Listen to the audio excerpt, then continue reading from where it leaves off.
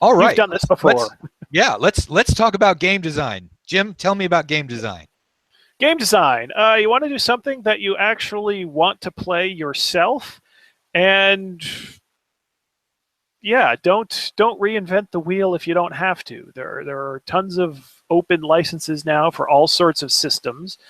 If you really just if the idea that you have has nothing to do with how you roll the dice, pick a system that's already out there. Not only do you have to do that much less work and don't have to put together all the boring bits that you need to have a complete game, there's an audience there waiting for you. So that's the first thing. Pick a So the system you're first thing is familiar game with. design. Don't design a game.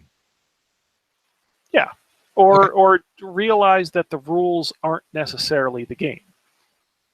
And that I think is probably the major point. So because you were going to talk about um, adventures Yeah. where you do not force people into necessarily combat. So run Yeah. along that line. We're really, I think, talking about adventure design.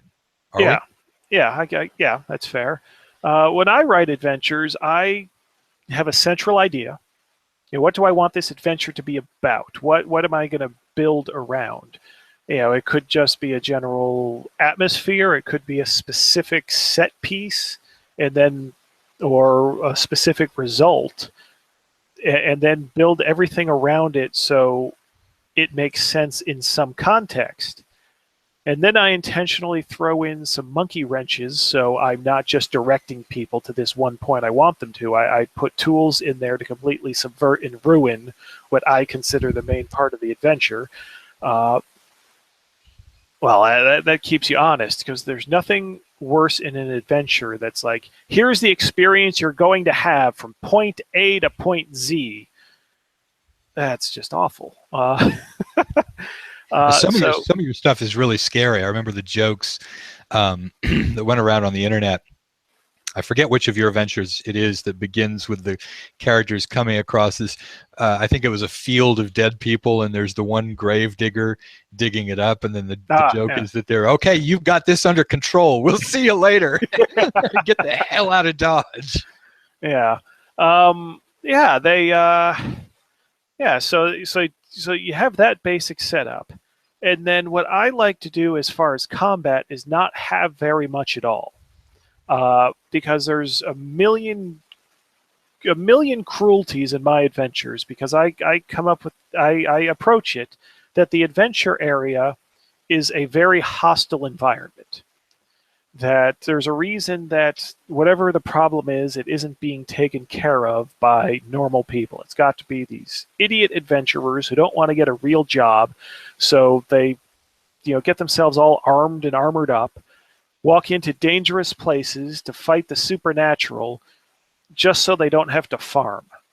I mean, really, whatever these people get, they deserve. So I just pull no punches. It's like, why is this place nasty? Let's make it nasty. If I put a trap in there, I expect it to kill or incapacitate or whatever the trap is supposed to do. It's not a challenge for the players. It's an element of this environment that will hopefully execute well. It'll be up to the players to get around that, not to encounter challenges that they're supposed to overcome. They have to navigate this truly hostile environment that will chew them up and spit them out if they're not careful and maybe a little bit lucky. But at the same time, it has to be fair. It has to be possible. And one thing I hate is, oh, we just did a combat. We're all down a bunch of hit points. Let's go back to town and rest up for a couple days and then go in and do another. So I like to have more toys that create these cruelties. Some of the stuff is just triggered. Some of the stuff, you got to play with it, and oh, we shouldn't have played with that. And then I really, a lot of the things should not be lethal in that way. They've got to be things that'll stick with the characters and make them be like, oh my god, this is awful, without taking them out of play. And I think my adventures not having a lot of combat, it's the same way. You want the players to just soak in this atmosphere for as long as possible for any specific stretch of time.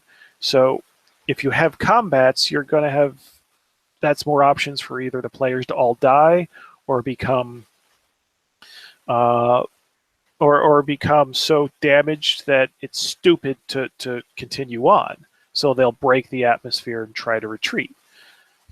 So what you do is don't have a lot of combat, and if there are incidental combats, make them much weaker than the party. So maybe they'll get the resources just nicked down a little bit, so they're confident. Oh, we can continue on, and they're still in the atmosphere of the adventure setting. And eventually, it'll come to a point that okay, do we continue on now? It's getting iffy. We can figure that if this is the level of opposition, we can continue on. But then you also have a couple nastier things in there that aren't so easy. But it'll be an even bet if you know they're wounded and damaged, that continuing on isn't necessarily stupid. It's a gamble. Right. And so for, I mean, one way of doing that, and I don't know so much to what degree you work on it, but I think of that as being the essentially a race against time, even if it's not a sprint. Yeah. Usually have to have some reason, some benefit that's going to come to you if you keep going and take that risk. Otherwise, they're always going to make the decision of being cautious and come back. I mean, do you consciously work that in? Because it sounds like your starting point is really more location plus ambiance, and then you build it out organically from there, and it is what it is.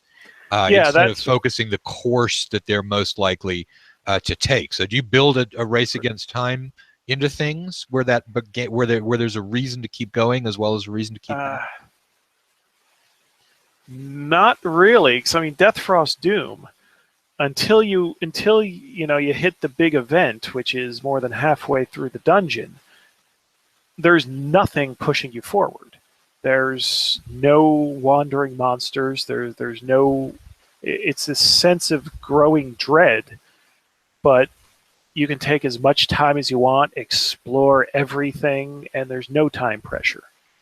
God That Crawls is different because it is designed to be more of a dungeon chase. With it's a 3-level dungeon with one monster in it. But the idea is that monster is so much more powerful than what the characters should be able to handle, that it becomes the choice. We've figured out how to get at treasure in here, but that's going to make some noise, because the idea is it's like a catacomb tomb thing, and the graves are marked with this symbol, so you know to crack open the wall there.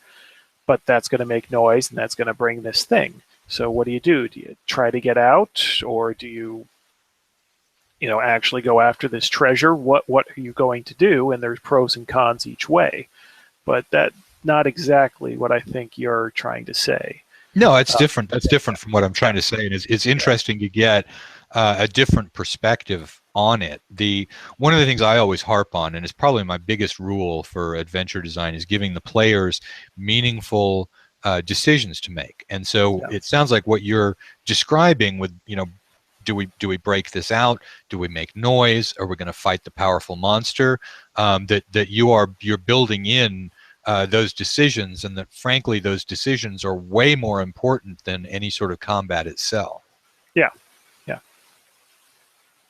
You were supposed to talk longer because I didn't have a follow-up question, so I'm now sitting here without anything to say.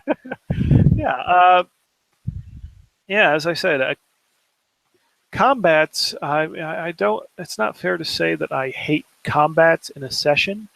But it's normally the least interesting point, because it's, I don't know, the options, the players turn into a completely different mindset in combat than if they're messing around in some wizard's lab, for example. Yeah, I love giving toys and mini games and things like. By toys, I'm talking about potions to drink or levers to pull, or things like that. So. Yeah, that's the sort of thing I like. And of course, combat is necessary in these kinds of adventures, because there's got to be some tension, some opportunity for things to go wrong and for violent conflict. And so having that opposing force is important, but I think a lot of adventure design puts way too much of that in there. That it yeah, I don't like the majority of any session being fighting, because to me that's not exciting.